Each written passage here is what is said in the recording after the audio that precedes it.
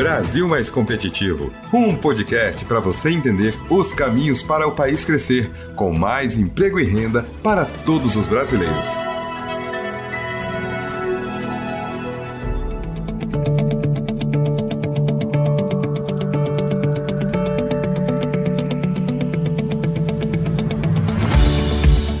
Olá, eu sou Paulo de Tarso Lira e está no ar mais um episódio BR Mais Competitivo.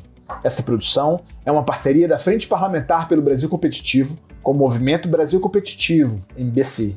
A ideia é apresentar os gargalos, os desafios e os caminhos a serem percorridos para o crescimento e desenvolvimento da nossa nação, e discutir os 12 compromissos para um Brasil competitivo, propostos pela nossa frente e pelo MBC ao país, contando com o apoio de 50 entidades do setor produtivo e da sociedade civil organizada.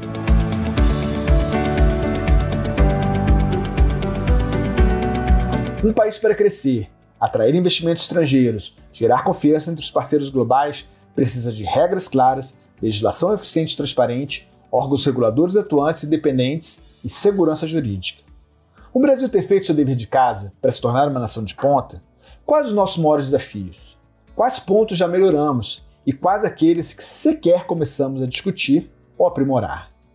Para ajudar a destrinchar e entender esse emaranhado regulatório jurídico, convidamos o presidente do Grupo Pharma Brasil, Reginaldo Arcuri, e a pesquisadora e professora da Escola de Direito da Fundação Getúlio Vargas, Vera Monteiro. Muito obrigado pela presença de vocês aqui conosco e aproveito para ouvir as considerações iniciais de ambos, por favor. Eu quero agradecer a oportunidade de estar aqui com vocês. É um momento importante para a gente chamar atenção para as coisas boas que a gente fez nos últimos anos e para as coisas que a gente precisa melhorar.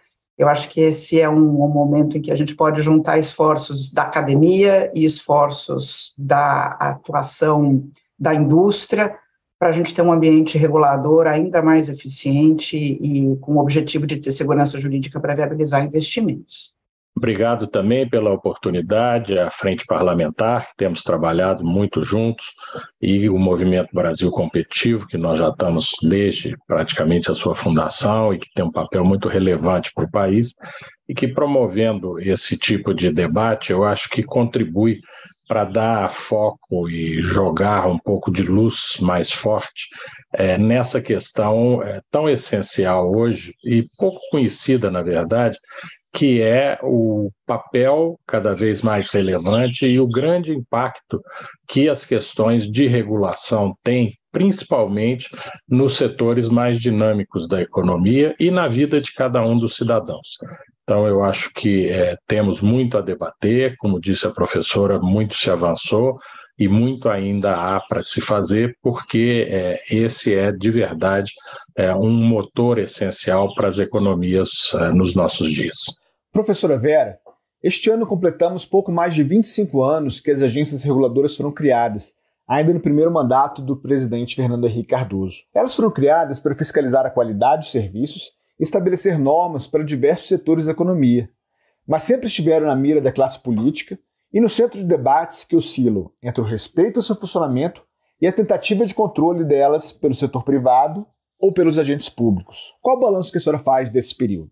Olha, Paulo, meu balanço é positivo. Eu acho que nesses 25 anos, quase como você mencionou, a primeira agência reguladora de 1996 na esfera federal, que foi a Agência Nacional de Energia Elétrica, depois veio a Agência Nacional de Telecomunicações, a Agência Nacional de Petróleo, e lembrando que estados e municípios também foram criando as suas próprias agências reguladoras para regular os serviços que são de competência própria desses entes, né? Então, a gente viu, nesses últimos 25 anos, uma multiplicação dessas instituições, com base, primeiro, nessas experiências federais e depois estados e municípios.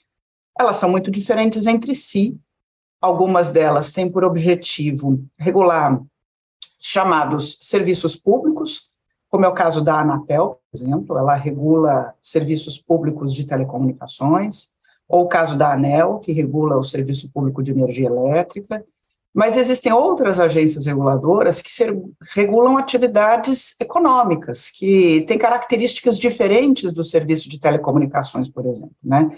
Assim, de maneira muito objetiva e clara, Quando alguém no mercado quer empreender no setor de telecomunicações, precisa de um título para fazer isso.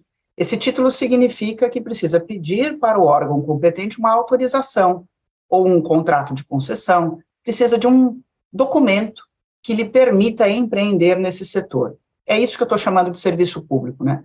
Existem outros tantos negócios, que são as chamadas atividades econômicas, no seu sentido mais amplo, em que o mercado, quando quer empreender, ele não depende de um título dado por uma entidade federal, estadual ou municipal. Claro, está sujeito a regras de organização, está sujeito a regras de regulação, mas qualquer um pode empreender. Eu posso ser dono de um bar, você pode ser dono de um bar. Isso não é um serviço público, são coisas diferentes. Mas existem as iniciativas que dependem de uma organização dessas atividades, que são mais intensas nos chamados serviços públicos e menos intensas nas chamadas atividades econômicas. Esses 25 anos, a gente teve uma melhoria e uma institucionalização, especialmente nessas agências reguladoras, que tratam de regular os serviços públicos. É com relação a elas que a gente tem falado muito nos últimos anos. É com relação a elas em que a gente teve a criação de uma lei específica, que é a Lei Geral das Agências Reguladoras, que é de 2019, e que a gente, de alguma maneira, eu posso dizer que houve um espaço importante de amadurecimento. Mas é muito importante a gente melhorar a qualidade e a governança dessas instituições regulatórias, seja para diminuir o custo de transação e aumentar a segurança jurídica dos agentes privados, fortalecer as agências reguladoras, garantindo a sua autonomia, garantindo a sua melhor governança, é sempre um objetivo que a gente não pode descuidar. Isso sem falar, claro, nessas outras agências reguladoras que cuidam dos serviços da atividade econômica. Por exemplo, a ANS é uma agência reguladora que cuida do Serviço Nacional de Saúde Suplementar e que, nesse sentido, regula o mercado das operadoras de saúde, por exemplo. É um outro negócio, mas, de qualquer maneira, elas estão sempre submetidas a uma ideia de que a gente precisa ter uma institucionalidade. A gente viu recentemente um retrocesso importante em uma entidade que não recebe esse nome agência reguladora, mas tem características muito parecidas, que é a ideia da autonomia, que é a ideia de garantir a boa governança no mercado em que atua. É o CAD. O CAD, o Banco Central, são instituições que, apesar de não ter o nome de agência, recebem competências de lei para organizar determinados setores. A gente viu há 15 dias atrás um exemplo muito ruim em relação ao CAD, que foi até objeto de denúncia e de várias manifestações na imprensa. A gente viu o presidente do CAD, uma agência que coordena a atividade econômica, determinando que a superintendência do CAD abrisse uma investigação contra institutos de pesquisa. Isso é completamente fora da ritualística do CAD. Isso vai contra não só a experiência do setor, mas as regras do setor. Quer dizer, o ambiente que julga os casos que envolvem cartel, fazendo uma denúncia para que houvesse abertura de um processo a ser analisado por ele próprio, sem indícios concretos de que houvesse uma atividade contrária à atuação da ordem econômica por esses institutos de pesquisa. E uma coisa relevante nesse processo foi que um grupo de integrantes do CAD e servidores e ex-conselheiros do CAD fizeram uma manifestação importante, divulgando uma nota, indicando que isso teria uma espécie de um desvirtuamento de atuação do órgão, e que seria muito importante proteger o caráter técnico desse órgão. Eu acho que isso é um elemento importante a ser chamado a atenção. A gente tem uma burocracia muito positiva em várias dessas agências que tem atuado para preservar essa autonomia. Então, a experiência, resumindo, é boa, mas a gente não pode descuidar nem um minuto, porque a gente pode jogar 25 anos de uma boa experiência na lata do lixo com ações como essa, de caráter político ou de caráter pouco institucional.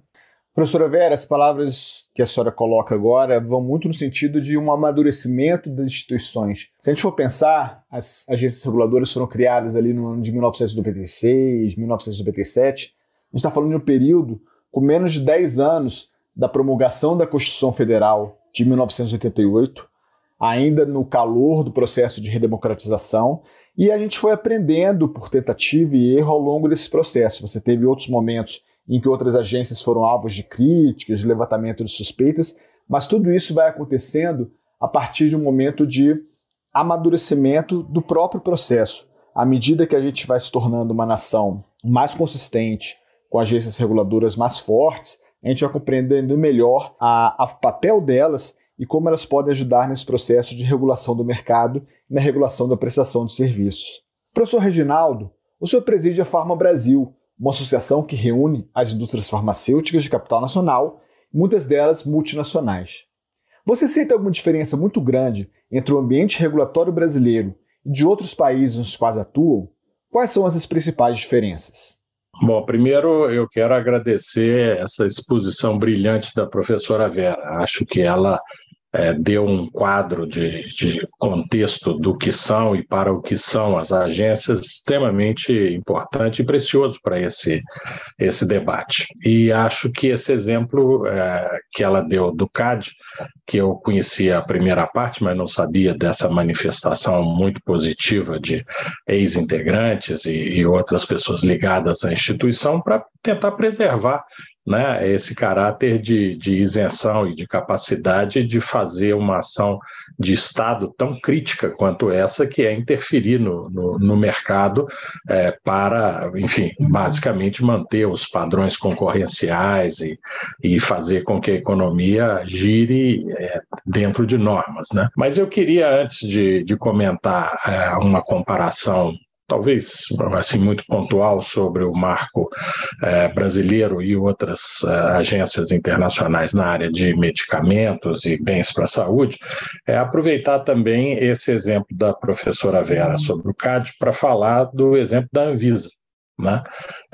Primeiro, porque pouca gente sabe que medicamento, por exemplo, como a professora mencionou, não é, digamos, uma atividade econômica que possa ser comparada a um volume muito grande de outras atividades econômicas, porque você não apenas, para ter um medicamento no mercado, você precisa de seguir regras e padrões, etc., mas você tem que ter autorização explícita, né? Como ela mencionou no caso das telecomunicações. Ou seja, você só pode estar no mercado com um medicamento depois que você tem o registro na autoridade sanitária, que no nosso caso é a Anvisa, né? Senão, você tem o risco de ser enquadrado em crime hediondo, né? Que é uma coisa sem fiança e sem, enfim, nenhum outro tipo de privilégio penal.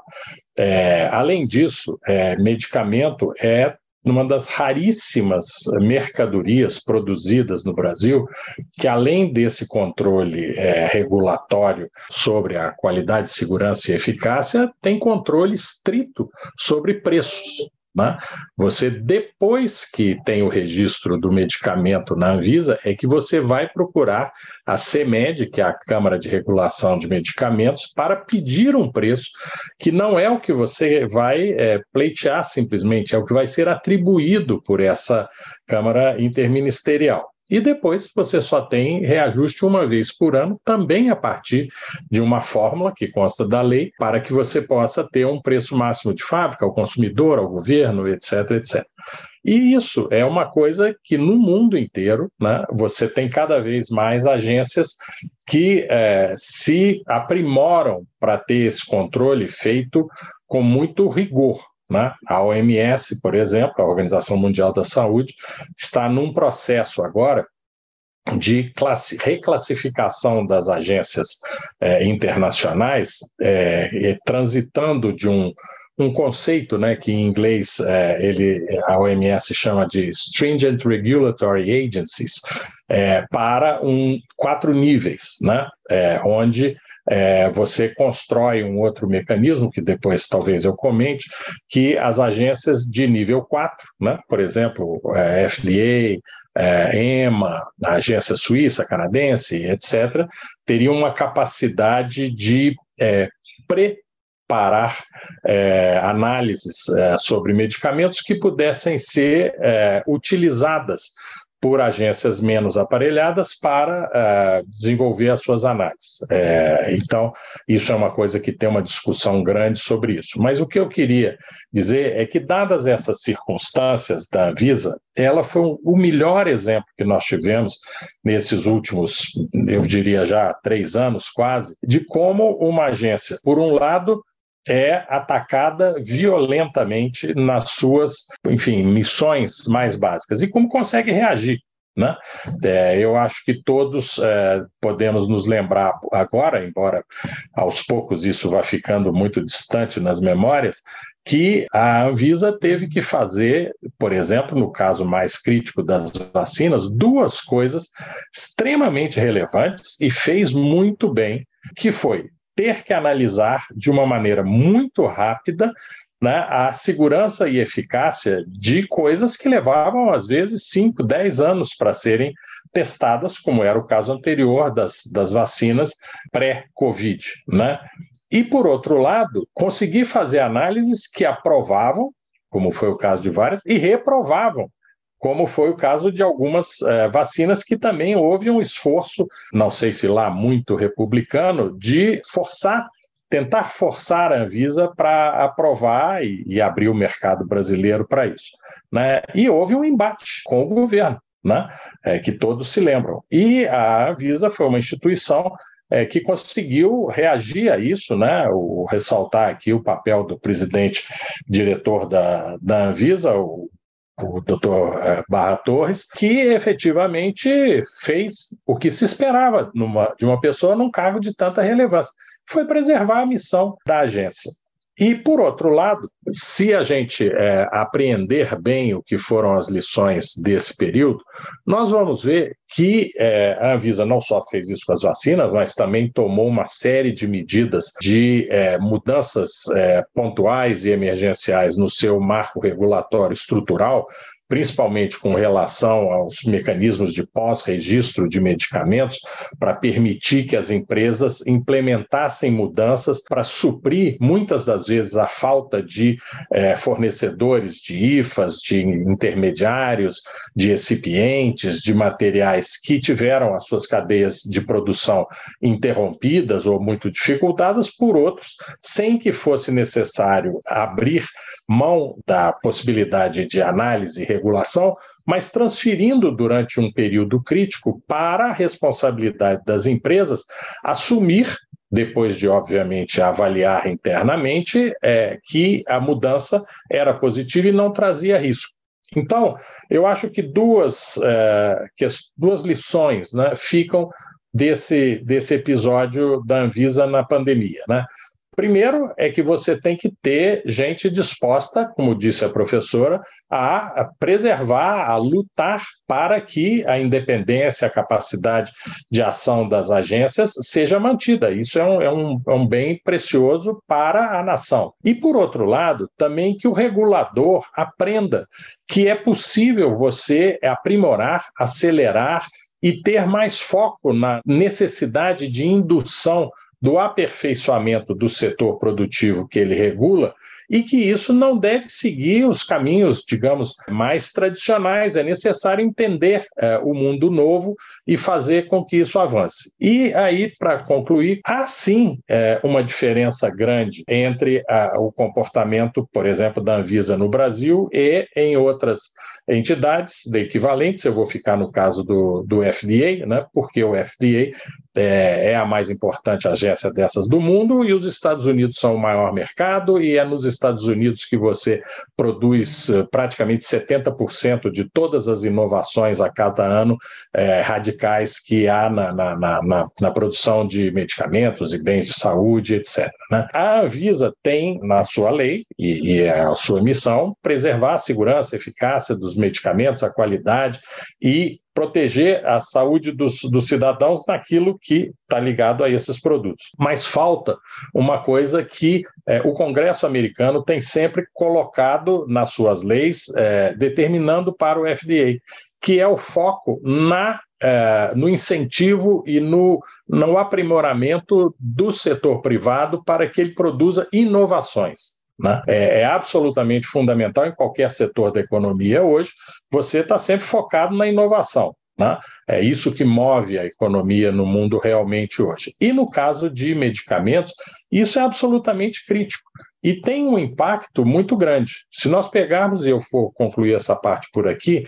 pegarmos, por exemplo, um tipo de medicamento muito importante no mundo inteiro e no Brasil cada vez mais, que são os anticorpos monoclonais. São medicamentos derivados da evolução de células vivas, que têm os seus DNAs modificados para produzir determinadas proteínas que entram no corpo humano e têm um alvo específico. Né? Isso trata câncer, artrite reumatoide, doenças autoimunes, etc. O orçamento do Ministério da Saúde da compra de medicamentos desse tipo, né, e alguns outros também mais complexos, representou 10% das compras de todos os medicamentos em volume do Ministério da Saúde. E esses medicamentos de rota biotecnológica, principalmente, o ano passado consumiram mais de 60% do orçamento. Né? Qual é a questão, então? O Brasil precisa produzir mais dessas coisas. Né? Isso está focado na capacidade de você ter um marco regulatório que estimule o investidor privado a fazer a inovação. Né? É um investimento de risco, é um investimento de longo prazo para você desenvolver um medicamento. Então, quando você compara, por exemplo, nesse caso essencial, né, há várias outras diferenças, né? Você compara isso, você vê que a Anvisa tem pontos, como a professora mencionou, que avançou muito, como as outras agências também, e na pandemia foi um exemplo, mas nós precisamos completar essa evolução tendo foco nisso que é a questão mais central da economia brasileira. Nós precisamos de uma economia competitiva, e a economia competitiva no mundo hoje está baseada na inovação, e inovação está baseado em marcos regulatórios modernos e capazes de ser um incentivo e não um entrave para isso.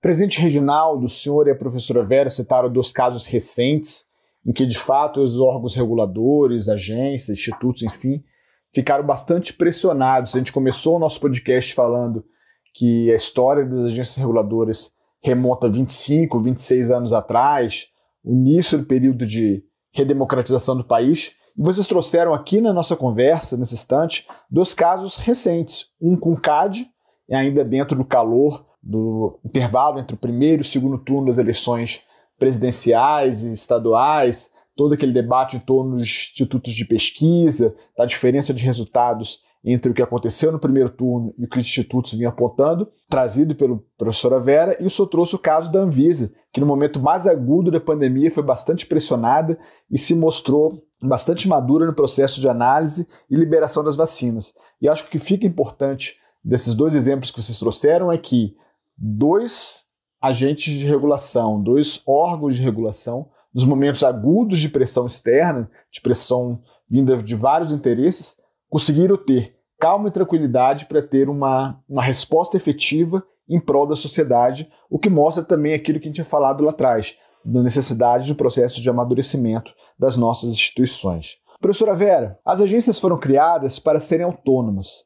Durante o governo Lula, o Executivo Federal definiu que as políticas públicas seriam estabelecidas pelos respectivos ministérios.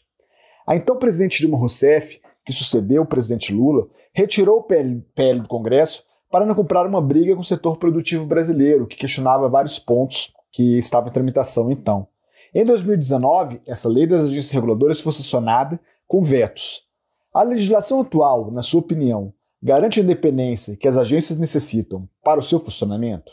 Olha, eu acho que essa Lei Geral das Agências Reguladoras, Paulo, ela é muito importante e ela ajuda a trazer balizas para as esferas federal, estadual e municipal.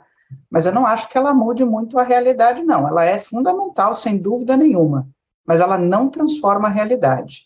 O caso que o Reginaldo trouxe há pouco, falando sobre a Anvisa, eu acho que é muito paradigmático, e eu vou pegar o exemplo dele aqui.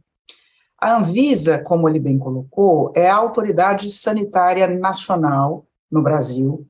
Ela exerce uma competência de regulação altamente intensa, tendo em vista a garantia da qualidade dos medicamentos para a segurança daqueles que nós consumimos.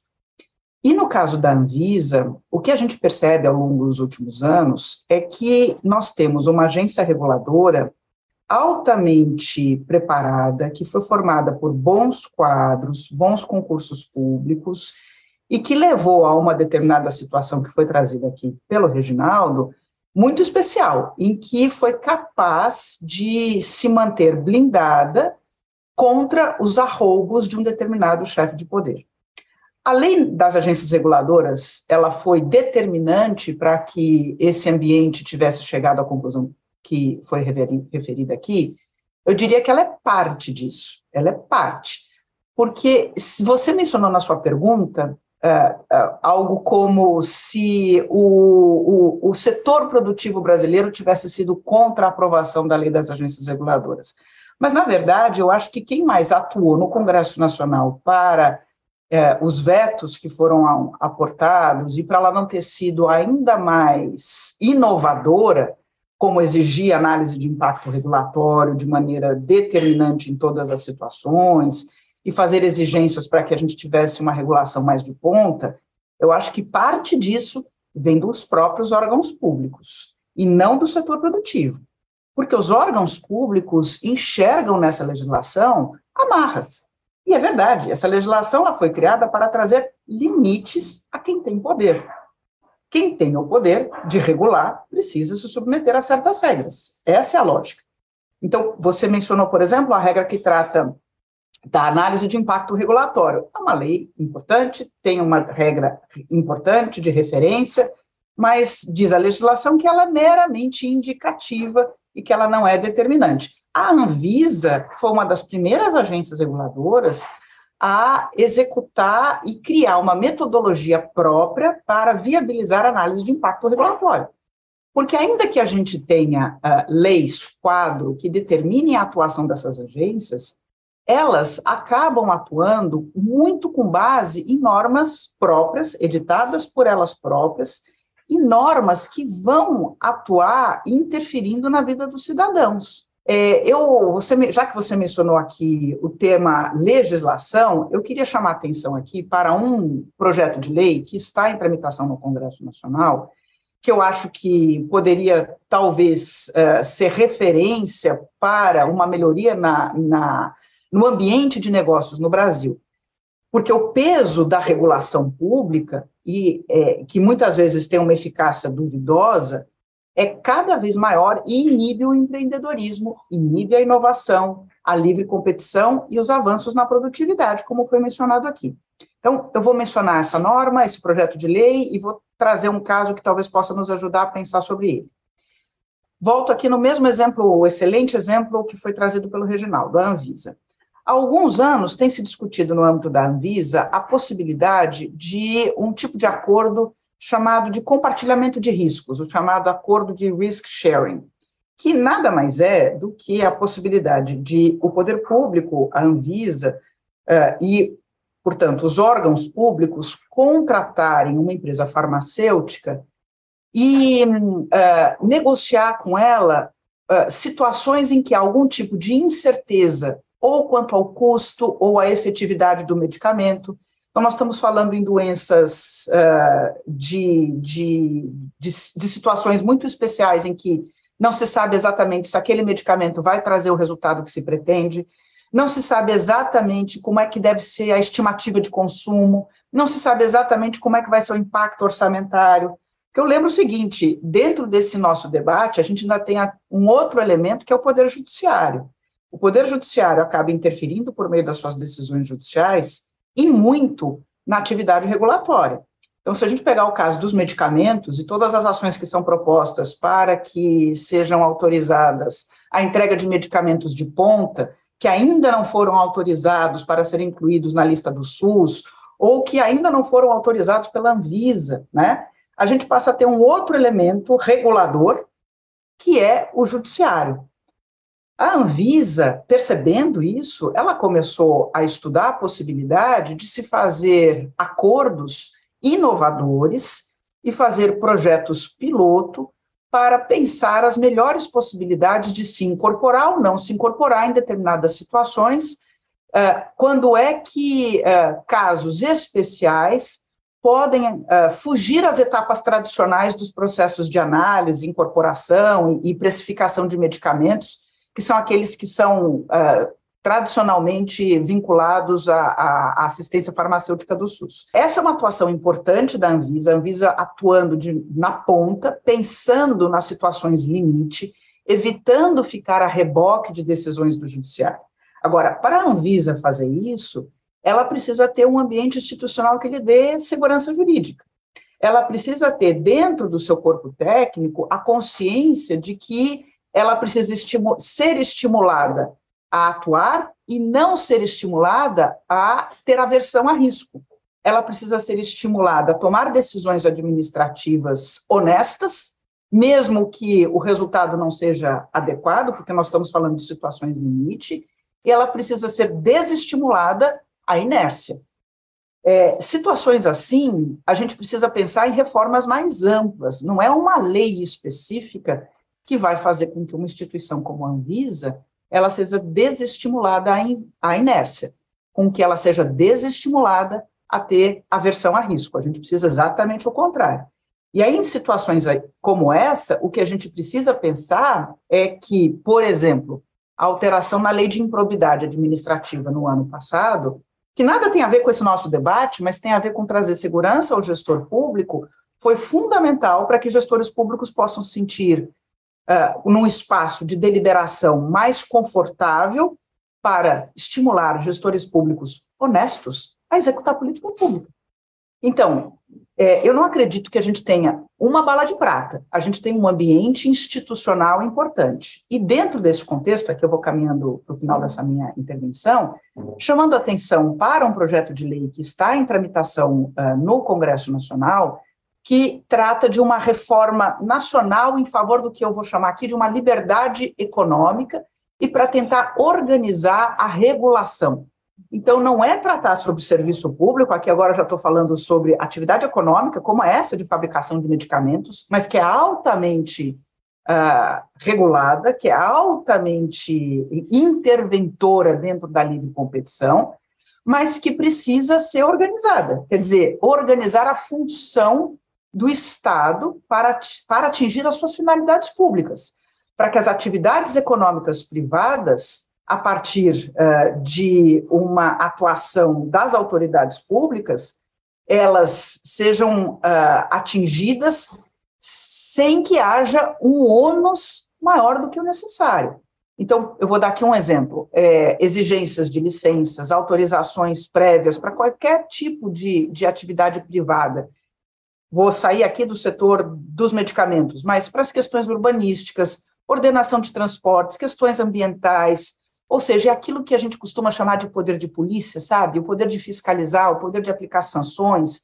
Isso tudo precisa ser melhor organizado para que haja uma melhoria na qualidade dessas relações entre o poder público e particulares. A gente precisa eliminar interferências e exigências que não deviam existir ou que já perderam a sua utilidade, as coisas vão ficando velhas. Nenhuma regulação é para ser feita para sempre, né? Toda regulação nasce velha, toda regulação, no dia seguinte, ela precisa ser revista.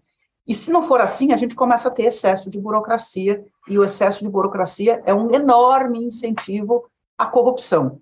Esse projeto de lei, ele está em tramitação, quem tiver interesse, eu posso aqui fazer melhor referência a ele, mas acho que a ideia dele, dada a sua característica, é uma lei nacional de liberdade econômica, com o objetivo de trazer limitações para que haja cuidado e não haja improviso numa tentativa de resolver problemas como a vida é dinâmica, de maneira sem que se tenha algum tipo de previsibilidade para o empreendedor. Vocês citaram alguns pontos importantes que merecem atenção que é o seguinte: essas agências reguladoras, esses órgãos de fiscalização, precisam sim impor limites, impor balizamentos de funcionamento dos diversos setores. Mas, ao mesmo tempo, eles não podem criar elementos que impeçam a inovação. Não pode ter amarras suficientes, ou amarras muito pesadas, ou restrições muito duras, que impeçam esse setor de dar saltos, de dar inovação e avançar. A gente tem um exemplo muito claro aqui da indústria farmacêutica, que durante a pandemia teve que trabalhar em um ritmo muito mais intenso, fazer pesquisas, fazer descobertas de uma maneira como nunca antes tinha sido feito. Você teve esses grandes debates em torno das vacinas, que acabaram surgindo vacinas num período de teste muito menor do que se fazia anteriormente. Muitas pessoas aproveitaram essa situação para fazer questionamentos em cima da eficácia dessas vacinas, desses medicamentos, enfim. Então você tem, de um lado, uma necessidade de estabelecimento de limites, de funcionamento, e a outro ponto situações que não impeçam que esse mercado dê saltos, que esse mercado inove, que esse mercado produza desenvolvimento, produza tecnologia, que, ao fim e ao cabo, vai transformar também a sociedade para melhor. A senhora citou, estamos não só aqui na questão do Brasil, mas no próprio mundo, as regras da OMS, enfim. Presidente Reginaldo, falando especificamente sobre isso, a indústria de vocês, durante a pandemia, teve que atuar numa agilidade sem precedentes, criando produtos numa velocidade muito maior, até vocês mesmos acostumados a fazer. Como a nossa regulação, ou as nossas falhas de regulação, ou a nossa atuação das nossas agências reguladoras, impactou a atuação de vocês durante esse período crítico que vivemos? Eu queria primeiro voltar um pouco para a sua pergunta anterior, porque eu acho que é necessário você ter um equilíbrio dinâmico entre essas questões de quem constrói as políticas públicas e toma as decisões sobre isso, que é quem é eleito, né? E quem interpreta, absorve e executa isso no mundo real, que são, em boa parte, essas agências reguladoras, né? Eu acho que esse debate no Brasil está muito ainda contaminado, como se as agências estivessem roubando prerrogativas principalmente do executivo, mas também do legislativo. E, por outro lado, que as agências estariam se sobrepondo ao que são, enfim, competências dessas outras esferas. Para isso, também, em relação ao que você tinha colocado, nos Estados Unidos, quem define a política pública a ser aplicada pelo FDA é o Congresso americano, né? Para citar um exemplo só, logo no início do primeiro governo do Obama, ele aprovou uma lei, quer dizer, o executivo se articulando com o legislativo, em que era uma lei sobre, entre outras coisas, mas fundamentalmente sobre isso, sobre os biosimilares, que são esses medicamentos que eu mencionei, que são importantes no mundo inteiro.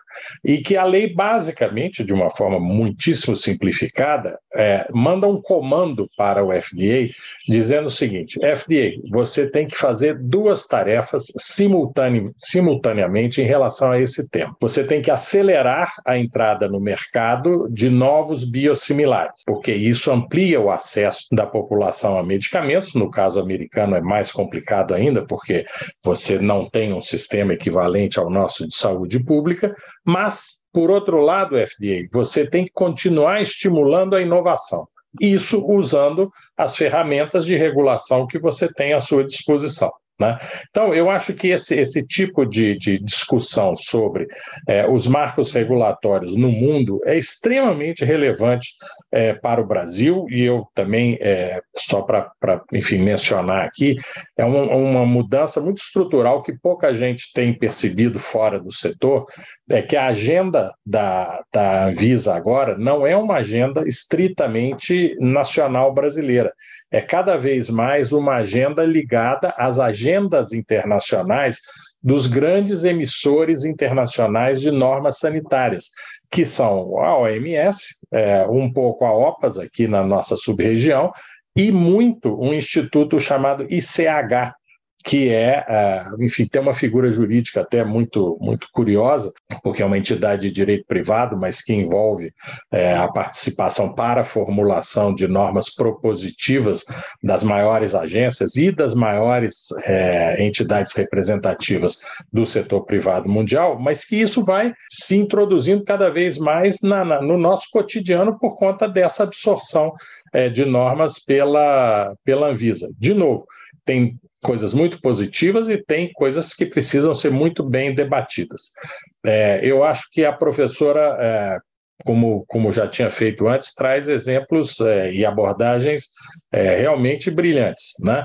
Esses temas que ela mencionou, e eu vou tentar aproveitar alguns deles, é muito importante o Brasil, e principalmente agora que há essa tentativa, que já vinha de antes, mas está se tentando acelerar, de entrada na OCDE, que é outra instituição muito interessante, né? Porque é uma espécie de spin-off do Plano Marshall americano e que se dedica hoje a isso, a tentar melhorar o ambiente regulatório, institucional, etc., dos países desenvolvidos e aqueles que aderem a ela.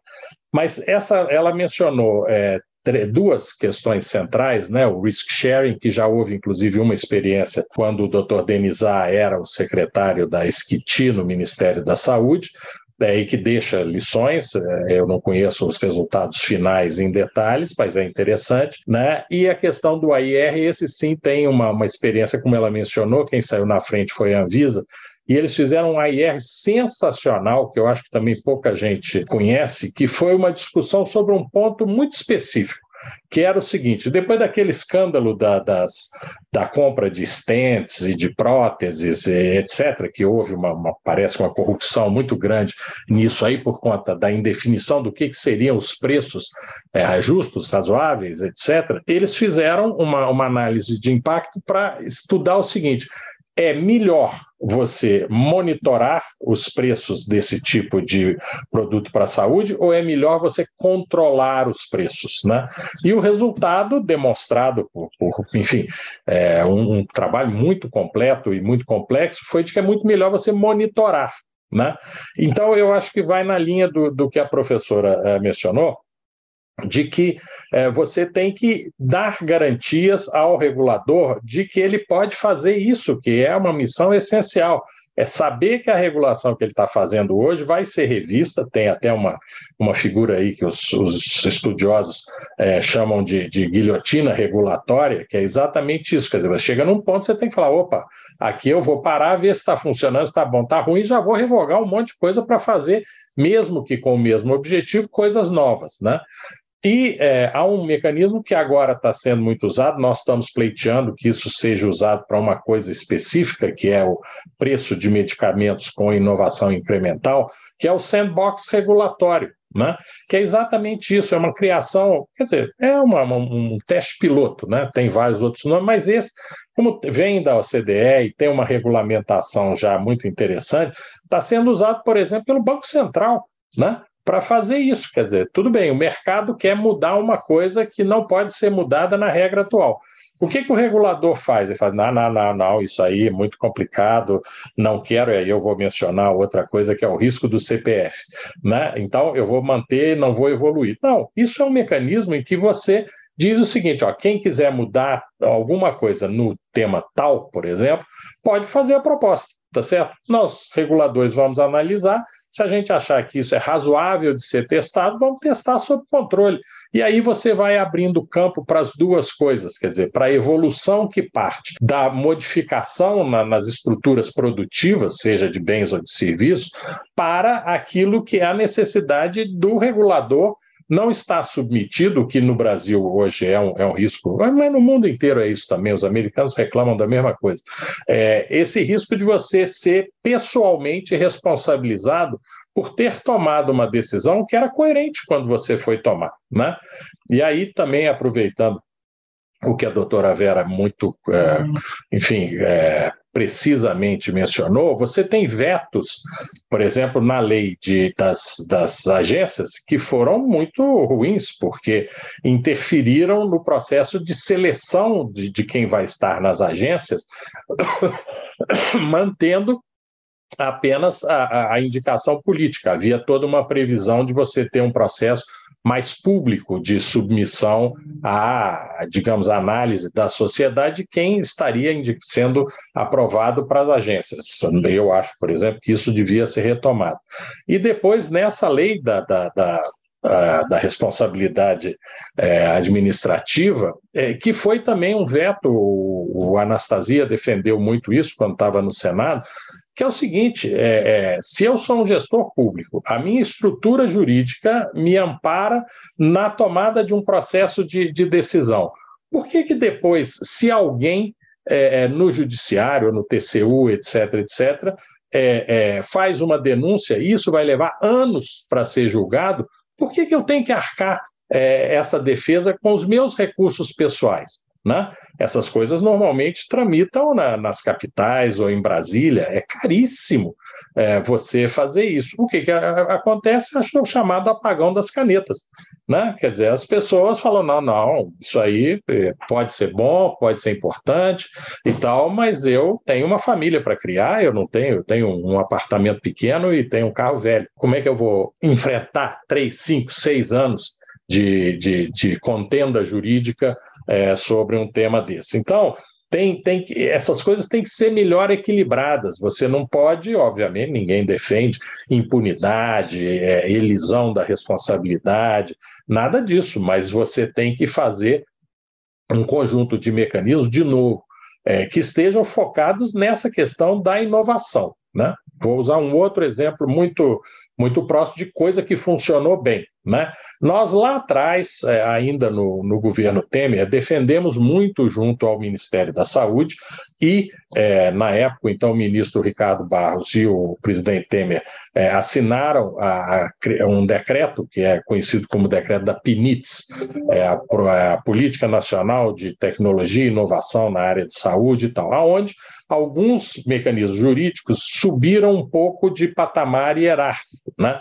Por exemplo, as parcerias para o desenvolvimento produtivo, que é um programa que permitiu a produção desses anticorpos monoclonais, entre outras coisas, hoje é baseado numa portaria, foi razoavelmente regulado nesse decreto, vai ter que haver evoluções e modificações, mas melhorou. E nesse decreto a gente insistiu muito e foi incorporado a possibilidade de você fazer encomendas tecnológicas, né? A encomenda tecnológica é uma coisa, tentando, e aí me permita a professora fazer uma simplificação barata aqui, é o seguinte, eu, governo, quero comprar uma coisa que não existe, né? Quem é que se dispõe a fazer isso, né? Bom, primeiro que quem está do lado do governo tem que ter segurança jurídica de que não vai ter o seu CPF pendurado no judiciário o resto da vida porque gastou dinheiro para uma coisa que pode não funcionar, né? Em segundo lugar, quem vai investir para desenvolver isso tem que ter a segurança de que ele vai estar compartilhando o risco com o Estado, né? E quem é que fez isso, né? A Fiocruz, né? A vacina Oxford da AstraZeneca foi comprada com base nesse decreto, né? O doutor Bruno Portela, que hoje é um dos secretários do Ministério da Economia, fez um trabalho brilhante e deu base jurídica, segurança para que isso. O governo brasileiro pegou, eu não me lembro mais, foi 1 ou 2 bilhões de reais e mandou pagar por uma coisa que não existia, que era uma vacina que ainda estava sendo desenvolvida, ia ter que ser testada, ia ter que ser aprovado pela Anvisa para poder ser aplicada.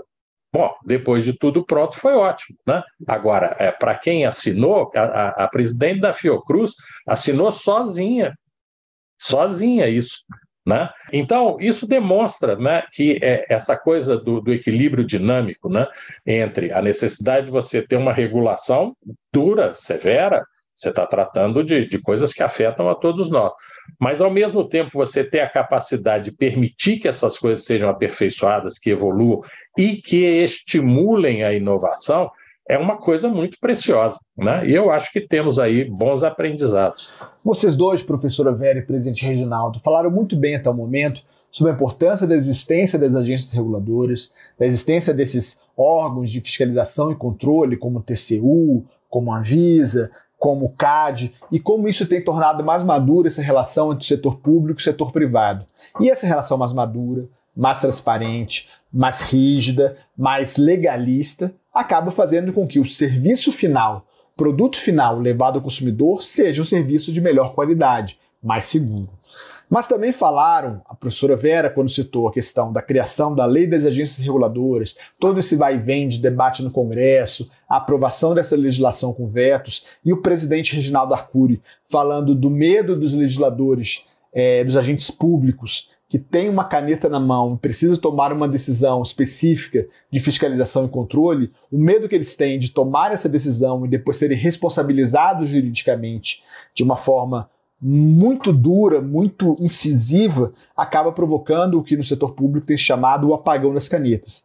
Então, o que eu queria falar com a senhora, professora Vera, é sobre isso, sobre a importância de você ter leis claras, transparentes, que blindem o funcionamento dessas agências. Por quê? Porque nós sabemos que no nosso país as leis são pouco claras, existem normas conflitantes, existem normas que valem nas cidades e não valem nos estados, existem leis que valem na União e algumas regiões do país acabam não adotando da maneira específica. Sabemos que existem outras leis que acabam mudando pouco depois de terem sido sancionadas, porque mudou o governo e a percepção do governante novo é diferente daquele que antecedeu. Sabemos que existem leis que muitas vezes demoram a ser regulamentadas e acabam caindo naquele vazio jurídico que a gente chama daquelas leis que não pegam. Então eu queria perguntar para a senhora exatamente sobre isso. Na visão para o país, para o Brasil, qual o prejuízo dessa dificuldade, desse vai e vem legislativo, dessa segurança jurídica? Qual o tamanho do nosso prejuízo em relação aos investidores estrangeiros? Em relação ao que eles pensam da gente? Em relação aos países, de uma forma geral, com os quais nós mantemos relações diplomáticas? A mensagem é muito ruim, porque isso cria um conflito institucional. Um Congresso Nacional que não assume sua função e edita leis muitas vezes abertas, usando palavras como interesse público, palavras usando os princípios, e acaba delegando sem que tome decisões para a administração pública, só que a administração pública, no momento de tomar essa decisão, também fica muito insegura por conta do que o doutor Reginaldo acabou de mencionar, do apagão das canetas, né? Que é aquela palavrinha que a gente cunhou meio caricatural para chamar atenção quanto aos crescentes desincentivos para os gestores públicos decidir e avançar, tendo em vista o receio de serem tragados por um inferno de acusações e sanções injustas. Esse ambiente que o legislativo não ocupa seu espaço, ocupa mal seu espaço, o gestor público com aversão a risco e com medo das acusações e das sanções, um judiciário muito ativo, cada vez mais querendo ser chamado a tomar decisões no caso concreto e atuando de maneira amplíssima. Isso cria uma enorme dificuldade de saber, no final das contas, quem é que estabelece as regras e a partir de qual legitimidade é que essas regras devem ser tomadas, né? Então, acho que os exemplos aqui foram excelentes, as informações, e o caso da Anvisa é muito bom para mostrar que a sua credibilidade internacional e institucional, ela tem chamado a atenção para um fato muito relevante que tem chamado a atenção da sociedade civil, que é a necessidade de a gente cuidar das pessoas honestas dentro da administração pública. A gente tem trabalhado junto à Fundação Lema, o Instituto Humanize, República.org, criou já há alguns anos um movimento chamado Movimento Pessoas à Frente, né, que tem ajudado a produzir conteúdo de qualidade para qualificar o debate no poder público e, com isso, ter como foco segurança jurídica para fazer uma gestão pública mais eficiente. Porque muitas vezes a gente acaba colocando dentro do mesmo bolo situações que não são equivalentes, e a gente precisa dar segurança jurídica às pessoas que estão interessadas em desenvolver adequadamente. O Reginaldo aqui mencionou o caso do Bruno Portela, que é advogado da União, e o caso da primeira compra pública de inovação na esfera federal, da encomenda tecnológica da vacina AstraZeneca-Oxford, e sem dúvida nenhuma isso só saiu porque existiam pessoas muito comprometidas, pessoas que se organizaram de modo a ter segurança jurídica para viabilizar esse negócio acontecer. Agora, para estados e municípios seguirem na mesma linha, ainda é muito difícil. Há muitas pautas a enfrentar. Nesse contexto, eu diria o seguinte, que eu acho que nós precisamos ter clareza, inclusive para o mundo internacional, que nós precisamos enfrentar algumas pautas relevantes relacionadas à reforma do Estado no Brasil. Não só do ponto de vista, como eu mencionei aqui há pouco, que é o caso de projetos de lei como esse PL 4888, se eu não estiver enganada, que é esse que diz respeito ao projeto de lei da Lei Nacional de Liberdade Econômica, mas também a gente ter atenção para o fato de que, para melhorar a qualidade, a gente precisa valorizar os nossos bons servidores públicos. E isso é uma demanda gigantesca, né? A gente precisa aqui ter um trabalho grande de reforma do Estado, porque o maior ativo do Estado são os seus agentes públicos.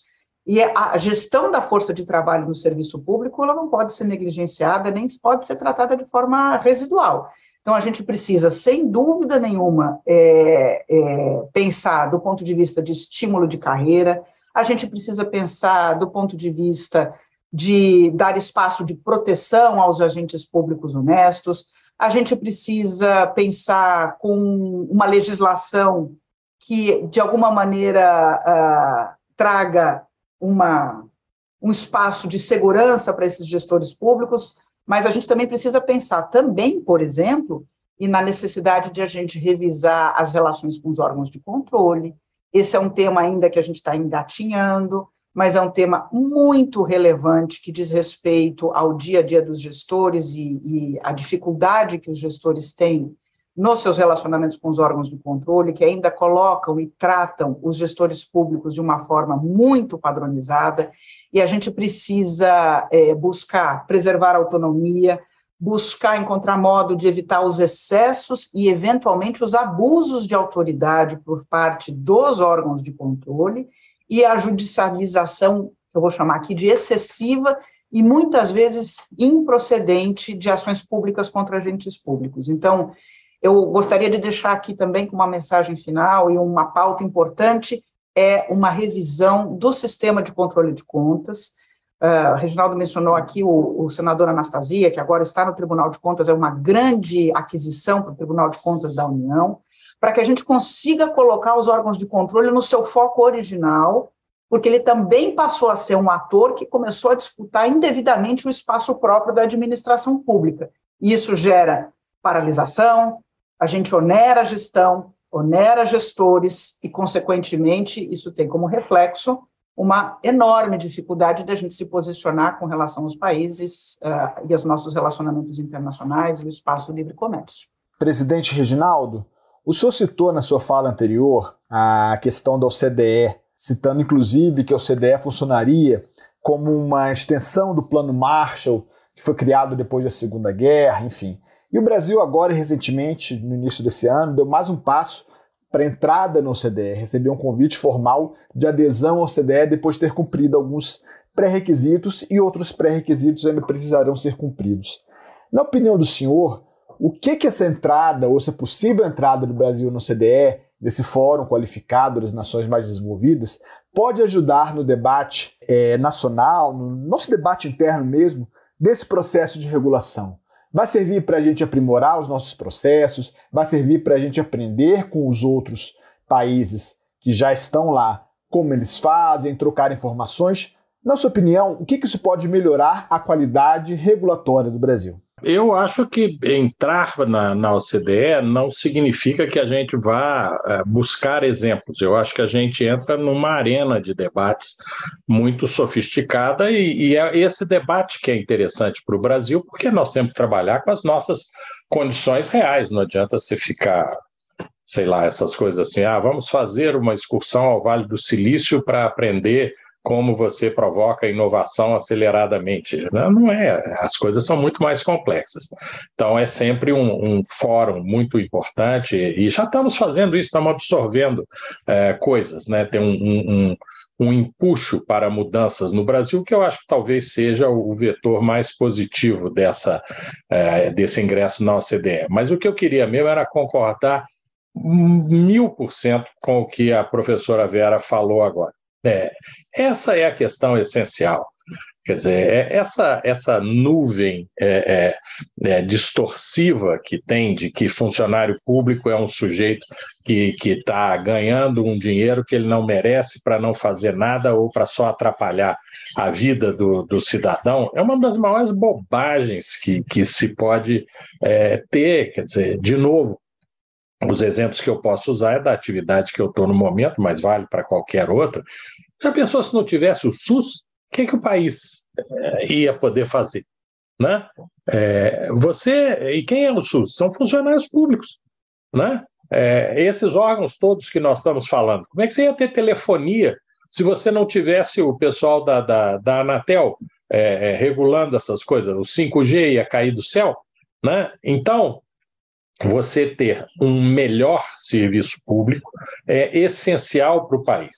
Tem, óbvio, um equilíbrio que você tem que achar, e nada no mundo é perfeito, né? Por isso é sempre uma coisa em processo de construção, mas você tem que ter a capacidade de combinar essas coisas todas, né? É assim que os países desenvolvidos se desenvolveram, né? Você foi sempre combinando essa capacidade de ter quadros que cuidem da coisa pública com eficiência, com a capacidade de introduzir mudanças, de pensar no coletivo e tal, com a necessidade da sociedade controlar o que está sendo feito, né? Agora, isso significa, inclusive, tudo isso que a professora disse, eu só quero concordar, não tem nenhuma observação a não ser dizer que é isso o essencial, como também enfrentar questões que, quando a gente vai para os exemplos, a gente pode balizar. Por exemplo, quanto que paga para funcionário público? Tá certo? Ah, não, é um absurdo. Veja bem, conseguimos ficar 4 anos sem dar aumento para os funcionários públicos e tal, blá, blá. Aonde estão os melhores quadros do funcionalismo público? Normalmente nos órgãos que pagam melhor. O judiciário, por exemplo, tem sido um sorvedouro de bons quadros, muito por causa dessas circunstâncias. Há distorções? Sem dúvida. É claro que você tem que ter um processo de gestão de pessoas sempre muito aperfeiçoado. Mas é um ativo imprescindível para o país você ter a capacidade de ação do governo. Eu acho que já passou a hora de discutir, até porque não funcionou, essa ideia de que o Estado tem que ser absolutamente mínimo, que você não tem que ter gente cuidando de nada, né? Por exemplo, né, e eu vou parar por aqui, nós temos um outro exemplo recente também na área da Seguridade Social, que é o Chile, né? O Chile, até 2 anos atrás, era tido e havido como o grande exemplo, pelo menos na nossa região, de como que você pode fazer gestão privada de coisas absolutamente públicas, como é o sistema público de saúde e de seguridade social, né? Discutiu-se, inclusive, a implantação no Brasil desse tipo de proposta, quer dizer, em vez de você ter um sistema de aposentadoria baseado na troca entre as gerações, não, você tem que, ao longo da sua vida, ir juntando seu dinheirinho ali, fazendo aplicação num fundo privado que ele vai gerir maravilhosamente bem esse seu dinheiro e, no final, você não vai botar uma carga extra sobre os seus descendentes ou a outra geração, né? Não funcionou, porque as coisas são muito mais complexas do que isso. O setor privado tem, sem dúvida, um papel central, quer dizer, é esse sistema que faz a economia mundial funcionar. Agora, não é mágica, nada no mundo real é mágico, né? Então, a gente precisa, sim, de cada vez mais. De novo, a OCDE, o que eles fazem? Discutem essas coisas de uma maneira sofisticada, aprofundada, buscando achar soluções concretas, avançadas, mas capazes de ter um contraste efetivo com a realidade. E eu acho que a gente tem que fazer isso no Brasil cada vez de uma forma mais incisiva e ser uma luta de todo dia, para que a gente possa ter isso, quer dizer, um país desenvolvido, inovador e mais justo socialmente, né? É isso que eu acho que a gente precisa. O Brasil que debatemos aqui hoje é o Brasil que precisa ser mais maduro e confiável, mas que, para chegar a esse ponto, precisa ainda superar muitos gargalos e melhorar em muitos pontos sua estrutura regulatória. O debate vai prosseguir em outros momentos, mas desde já gostaria de ouvir as considerações finais do presidente Reginaldo Arcuri. Não, eu acho que é só agradecer, dizer que foi um privilégio estar aqui com a professora Vera. Espero que a gente possa depois continuar debatendo esses temas, aprendi muito. e agradecer ao MBC, que eu acho que tem um papel extremamente relevante na nossa, enfim, realidade brasileira recente, nos últimos 20 anos, e a Frente Parlamentar, porque é isso, quer dizer, o parlamento brasileiro hoje tem um papel muito mais relevante do que teve nas últimas décadas, para o bem e para algumas circunstâncias mais difíceis. Então, eu acho que você ter uma frente parlamentar que não seja tão setorial, embora eu não tenha nada contra a defesa dos interesses setoriais no Congresso, é uma coisa que acrescenta, é uma coisa que traz um pouco mais, eu diria, de sal para esse debate e de qualidade. Então, muito obrigado pela oportunidade. Professora, foi um prazer. Por favor, professora Vera Monteiro, suas considerações finais. Obrigada. Eu é que agradeço, Paulo, agradeço, Reginaldo, e suas palavras, de fato, refletem o meu sentimento. O MDC tem sido, acho que, um dos pioneiros a criar esse ambiente de diálogo com as frentes parlamentares, a fazer com que os órgãos públicos tirem, de alguma forma, o preconceito histórico que eles tinham com relação às conversas com a iniciativa privada. A gente precisa entender, e eu acho que a administração pública, em geral, cada vez mais consciente de que ela não resolve as coisas em quatro paredes, de maneira isolada do mundo. Esse diálogo é fundamental, entidades do terceiro setor, entidades que estão voltadas a pensar melhores soluções, a fazer as interlocuções e pensamento junto com a academia. É neste ambiente que a gente consegue buscar soluções para aquilo que a gente pretende, que é ter um Estado mais eficiente, que entregue o máximo possível, com políticas de qualidade e o menor custo para a sociedade, né? Para isso, a gente precisa fazer muita coisa. E esses consensos aqui são fundamentais para esse caminho, e esse espaço para a gente conversar é muito especial. Muito obrigada, Paulo. Chega ao fim mais um episódio do BR Mais Competitivo, o podcast para você entender os caminhos para o país crescer, com mais emprego e renda para todos os brasileiros. As propostas aqui debatidas e outras apresentadas sobre esse tema estão disponíveis para vocês no site fppelobrasilcompetitivo.com.br ou no site do MBC, mbc.org.br/12 compromissos para um Brasil competitivo. Agradeço a presença do presidente da Pharma Brasil, Reginaldo Arcuri, e da especialista em Direito Público e Regulação e professora da FGV, Vera Monteiro. E agradeço a você pela audiência qualificada em um tema tão importante para todos nós. Até a próxima, com mais uma discussão sobre competitividade e custo Brasil. Até lá! Brasil Mais Competitivo, um podcast para você entender os caminhos para o país crescer, com mais emprego e renda para todos os brasileiros.